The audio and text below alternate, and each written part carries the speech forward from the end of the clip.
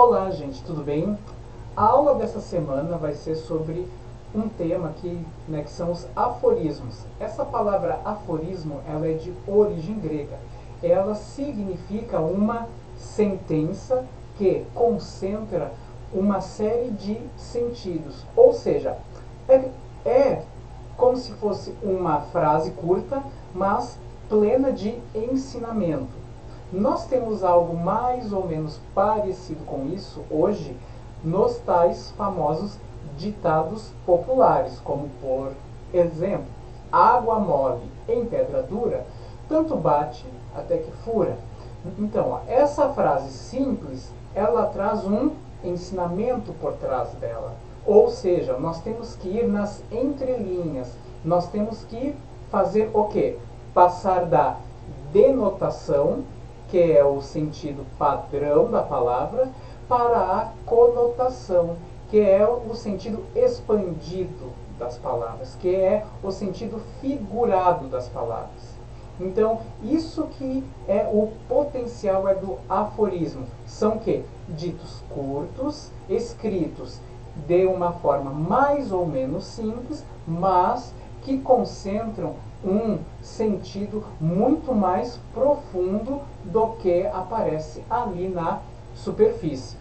E para tanto, nós vamos utilizar uma obra considerada clássica, que é o livro A Arte da Guerra, né? Então, eu vou falar sucintamente sobre essa obra e depois nós vamos ler alguns trechos e também nós vamos interpretá-los sob essa luz dos aforismos, que é da passagem da denotação, linguagem padrão normal, para a conotação, linguagem figurada, expandida. Então, esse livro, A Arte da Guerra, ele é de um pensador chinês chamado Sun Tzu, que o escreveu em 500 a.C., ou seja, é uma obra que tem mais de 2.500 anos. E quando ele foi concebido para ser o quê? Um manual de guerra, um manual de estratégia, ou seja, de como um exército pode superar o outro. Né? Mas só que esse livro, com o passar dos anos e também dos séculos, ele teve a sua utilidade meio que expandida. Porque guerra, hoje em dia, não é mais aquele sentido estritamente bélico e físico. Nós temos guerras, principalmente hoje em dia, guerras ideológicas, ou seja, guerra de ideias. E também na área da publicidade e da propaganda, que nós já tivemos uma aula mais ou menos sobre isso e vai aparecer ali em cima, atalhozinho para a área, que nós temos a guerra dos produtos para fisgar o consumidor. Então, a arte da guerra, por ser um clássico, ele é atemporal. O que isso significa? Que um livro ele é atemporal quando ele rompe a barreira dos séculos, quando ele pode ser lido até hoje. E a partir dele nós podemos retirar algumas coisas úteis para nós. Então, A Arte da Guerra ele é um desses livros. Então, cada capítulo desse livro traz uma faceta da guerra. Como por exemplo, o capítulo 1, que é o capítulo de entrada dele, fala assim: fala sobre a importância de avaliar e também planejar, tendo como o conhecimento básico 5 fatores: caminho, terreno, o clima, liderança e a gestão. Ou seja, essas coisas que antes eram bem concretas, hoje elas passaram para um plano mais, digamos, abstrato. Caminho, lá na época mais do Sun Tzu, era o quê? Era por onde que as tropas iam. Só que hoje não. Caminho é o quê? Principalmente na área da propaganda. Caminho é o quê? Como é que eu faço, né, é que o meu produto chegue até os consumidores, né? E o terreno, o terreno, na época do Sun Tzu, ele era o quê? Ele era a parte física da coisa, a parte padrão da coisa, né? A parte por onde as tropas iam. Se era um terreno plano, se era um terreno acidentado. Hoje em dia, o que é o terreno? Quais são os seus concorrentes, quais são os seus inimigos, né? Se é um terreno plano, ou seja, pouquíssimos concorrentes ou também fracos, ou é um terreno íngreme, em que há concorrentes de peso, em que há concorrentes de vulto. Por exemplo, clima. Clima é o que? Na época do Sun Tzu, clima era as estações do ano, né? Porque atacar em uma estação de chuva é muito, muito diferente do que atacar em uma estação seca, né? Frio, calor também eram assim fatores que eram sempre, né, levados em conta em uma guerra. Agora não. Estações é o que? Como é que tu molda a tua estratégia de ataque ou também de persuasão, ou seja, de convencimento.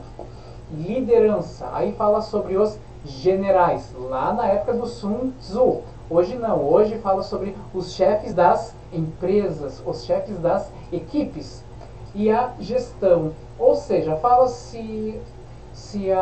hoje em dia, se a empresa ela é autoritária, ou se ela, né, delega papéis para seus funcionários, coisas assim. Então vamos ao texto ali do Sun Tzu. Ali, ó, ele escreveu esse livro, né, sobre o qual eu estava falando, que é talvez o mais antigo tratado sobre conflitos bélicos. Né? Então muitos ensinamentos do Sun Tzu eles foram reaproveitados por grandes líderes mundiais, como o Mao Tse Tung, né, na batalha contra os japoneses e também contra os chineses nacionalistas lá em 1949, e também outros líderes atuais. Então nós vamos ver sobre alguns trechos desse ali, ó. Se o inimigo deixa uma porta aberta, você deve se apressar para entrar. Essa frase, ela tem duas formas de leitura. Aquela leitura superficial e uma leitura mais profunda, uma estrutura em que nós vamos expandir todas aquelas palavras que estão ali, ó. Se o inimigo deixa a porta aberta, você deve se apressar para entrar. O que esse aforismo, o que essa sentença curta ela quer dizer? Ela quer dizer o quê? Tu deves explorar o quê? Os pontos fracos. Os pontos fracos do teu inimigo. Então é isso que esse aforismo ele quer dizer. E isso ele é utilizado até hoje, principalmente em estratégias empresariais de conquista de mercado. Vocês estão vendo? Ó? Porta aberta. Essa parte porta aberta, ela tem aquele sentido padrão, ou seja, a denotação, que é o quê? A porta fisicamente aberta. Mas aqui tem o quê? Um outro sentido, que é a conotação. Porta aberta não quer dizer o quê? Alguma área desprotegida, alguma área não explorada, ou seja, não vigiada. Então aí sim que entra o sentido conotativo ou conotação, o sentido figurado das coisas. Ó, recompensas muito frequentes revelam que os recursos do general estão se esgotando. Muitas punições mostram uma situação de iminente quebra de comando. O que é isso aí? O que isso quer dizer? Ó, recompensas muito frequentes revelam que os recursos do general estão se esgotando. Ou seja, aquele líder que sempre pede algo em troca de uma recompensa, ele não tem o quê? Pulso da sua equipe. Que ele só consegue, né, ser obedecido por meio de um certo suborno. Ou seja, ele está se tornando fraco ante os seus subordinados. Muitas punições mostram uma situação de iminente quebra de comando. Aqui então a gente tem uma outra situação. Aquele líder que só pune é que ele não tem o quê? O pulso firme naturalmente. Aí ele tem que ser o quê? Temido, para ele ser respeitado. Tranquilo? Temos então ali mais um aforismo ali, ó. Quando o inimigo se mantém à distância e tenta provocar uma batalha, está ansioso para que o outro lado avance. Né? Ou seja, aquela pessoa que provoca, aquela pessoa que te agride, ela quer o quê? Que tu vá para o ataque. Porque ela tem uma estratégia guardada para te capturar. Isso que esse aforismo ele quer dizer. Um líder lidera pelo exemplo, não pela força. Isso aqui é utilizado em várias áreas hoje em dia. Então, ali, ó, as ações cotidianas de um chefe conseguem fazer os seus subordinados, né, a o seguirem como ele pressupõe que deva ser. Tranquilo? Informação é crucial. Nunca vá para a batalha sem saber o que pode estar contra você. Isso é bastante utilizado em termos empresariais hoje em dia. Que uma empresa lança um produto sabendo quais são todos os seus concorrentes. Ela nunca lança algo assim sem ela pesquisar como são os seus concorrentes parecidos. Toda guerra é baseada em dissimulação. Por isso, quando capaz, finja ser incapaz. Quando pronto, finja grande desespero. Quando perto, finja estar longe. Quando longe, faça acreditar que está próximo. Aí nós temos o que? Um aforismo que trabalha com as antíteses, com as ideias contrárias, com as ideias opostas, né? Ou seja, alguém não deve entregar de bandeja como é de fato para o seu concorrente, para o seu inimigo. Então vamos aos exercícios. Abaixo seguem aforismos de Sun Tzu. Tente explicá-los com linguagem clara. Exercício para vocês escreverem. Ó, elabore planos insondáveis. O que é algo insondável? Algo que não pode o quê? Ser percebido, algo que não é claro. Ou seja, que nós temos que elaborar estratégias que não sejam de conhecimento público, coisas que só nós possamos conceber sem que outras pessoas saibam. Quando os soldados comuns são demasiadamente fortes e os seus oficiais superiores muito fracos, o resultado é insubordinação. Ou seja, o líder tem que ser sempre mais forte que os seus empregados. Né? Porque se o empregado sente que o seu líder é mais fraco, ele vai fazer o quê? Ele vai tentar tomar o poder. Isso que quer dizer esse aforismo. Se o seu oponente é de temperamento colérico, procure irritá-lo. Finja ser fraco, que ele vai se mostrar arrogante e vulnerável. O que é isso aqui? A gente dá corda para a pessoa se enforcar. Né? Se nós sentimos que o nosso oponente ele é raivoso, ele perde o controle, nós vamos estimular isso para que ele perca o controle e nós possamos atacá-lo no seu ponto fraco. Agora nós vamos à parte gramatical. Nós vamos fazer a distinção entre predicado verbal e predicado nominal. Esses são os dois tipos básicos de predicado. Nós temos um terceiro, que é a soma desses dois, mas isso fica para uma próxima aula. O predicado verbal, ele é o mais comum da nossa língua. Por quê? Porque ele se baseia no verbo. Lembram que o predicado é aquela parte que não é o sujeito da frase. Tranquilo? Temos então isso aí. O predicado verbal, ele é aquele tipo de informação sobre o sujeito, né, que se constrói em cima do verbo.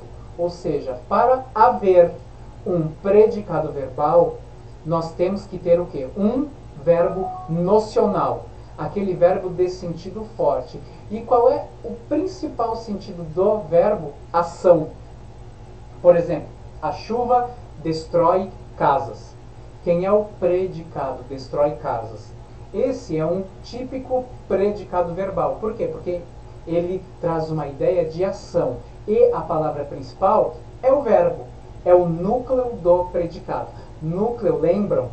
Na área da sintaxe, núcleo é aquela parte que não pode ser retirada da frase sem que ela simplesmente fique sem sentido algum. Então, ó, a chuva destrói casas. Se eu tiro destrói, a chuva casas. Não há sentido algum. Por quê? Porque essa frase morreu. Porque nós tiramos o núcleo do predicado. Então, qual é o núcleo do predicado verbal? O verbo. E esse verbo tem que ser um verbo nocional, ou seja, um verbo que traz uma noção forte, uma grande ideia, uma ação. E os verbos nocionais, recapitulando, eles podem ser de dois grandes tipos: verbo intransitivo, verbo transitivo. Verbo intransitivo é aquele de sentido completo, que ele se basta a si mesmo. Verbo intransitivo, com um macetezinho básico, ele é aquele verbo em que eu posso colocar um ponto final depois dele. Por exemplo, a chuva destrói casas, eu não posso pôr um ponto final depois de destrói. Por quê? Porque esse verbo vai precisar de mais alguma coisa para que a sua ação verbal seja completada, ou seja, para que ela ande, para que ela transite. Então, destrói, ele é um verbo transitivo, porque é impossível eu pôr um ponto final depois dele. Um verbo intransitivo é, por exemplo, o verbo morrer. Por exemplo, meu primo morreu, ponto final. Essa frase encerra uma ação completa. Claro que eu posso colocar, né, coisas acessórias. Ele morreu ontem, ele morreu de câncer, que são que? Informações acessórias, são circunstâncias, mas não são pedidas pelo verbo. São pedidas pelo teu contexto de fala, mas não pelo verbo. Né? Agora, o verbo destrói, ele vai precisar do algo depois. A chuva destrói. Destrói algo. Destrói o quê? Casas. Vocês sentem que o verbo transitivo ele vai se estender mais. Ele vai precisar de mais coisas para ter o seu sentido completo. Então, ó, predicado verbal, ação, verbo intransitivo ou verbo transitivo. Em aulas passadas, nós também vimos os tipos de verbo transitivo. Eu vou pôr ali também o atalho para o vídeo dessa aula, tá bom?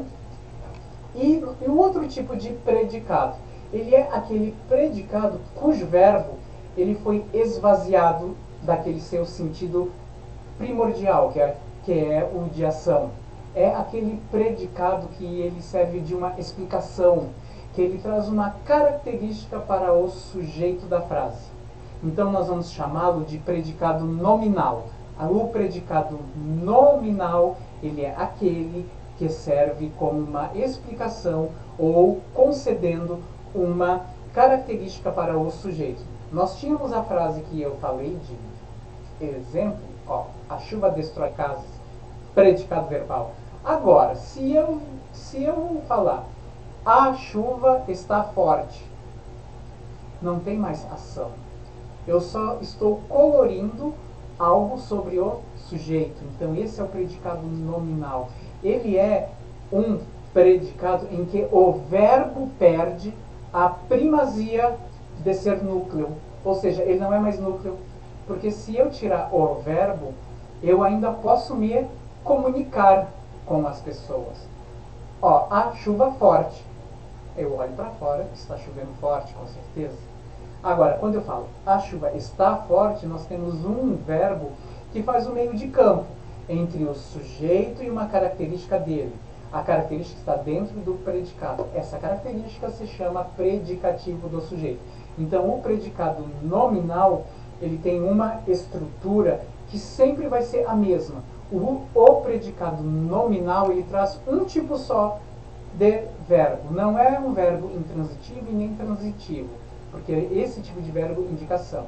O verbo do predicado nominal, ele tem sentido mais frágil, podendo ser retirado da frase. Mas, quando ele está ali, ele liga o sujeito a uma qualidade desse sujeito. Portanto, nós temos um verbo de ligação. Verbo de ligação é um grupo específico de verbo que indica se essa qualidade dada para o sujeito ela é permanente, transitória, coisa assim. Mas ele pode ser retirado da frase, que ainda há uma possibilidade de comunicação. Muitas Muitas línguas indígenas, elas não possuem verbo de ligação. Por causa disso que os índios falam, né, ou também falavam, quando eles não dominavam o português, falavam assim, né, homem branco mau. Eles não colocavam um verbo de ligação entre o sujeito, homem branco, e uma característica de sujeito mau. Porque nós falamos assim, ó, o homem branco é mau. Esse ele é um verbo de ligação. Muitas línguas não possuem verbos de ligação. Por quê? Porque elas reservaram para o verbo aquela ideia de ação. Agora, nós temos outras línguas que possuem um certo número de verbos de ligação. A língua portuguesa até é bem servida nesse sentido. Tranquilo? Então, nós já vimos os dois tipos de predicado. Vamos aos exercícios. Dos predicados abaixo, indique quais são predicados verbais e nominais. Coloque as siglas PV e PN, respectivamente. Predicado verbal, predicado nominal. As andorinhas sobrevoam a escola. O predicado, sobrevoam a escola. Ação, predicado verbal. As andorinhas estavam famintas. Característica para o sujeito. Posso colocar fora esse verbo. As andorinhas famintas. Predicado nominal. Os cantores e os guitarristas discutiam severamente. Se eu tirar esse verbo, essa frase morre. Então, verbo que indicação, predicado verbal. Os cantores e os guitarristas andam inquietos com a crise. Se eu tirar esse verbo andam, os cantores e os guitarristas inquietos com a crise. Há um certo sentido, predicado nominal, porque é uma característica dada ao sujeito. Lojistas e empregados discordam do aumento salarial. Discordam, verbo de ação, não pode ser retirado, predicado verbal. Lojistas e empregados permanecem inimigos. Permanecem, pode ser retirada a frase. Lojistas e empregados inimigos, predicado nominal, está dando uma característica para o sujeito. As crises do capitalismo se intensificaram neste século. Verbo de ação, não pode ser retirado, predicado verbal. As crises do capitalismo são devastadoras aos pobres. Tira esse verbo, as crises do capitalismo devastadoras aos pobres, predicado nominal. Tranquilo, meus amores? Então, boa sorte e qualquer dúvida, mandem nos mensagens, ok? Um abração!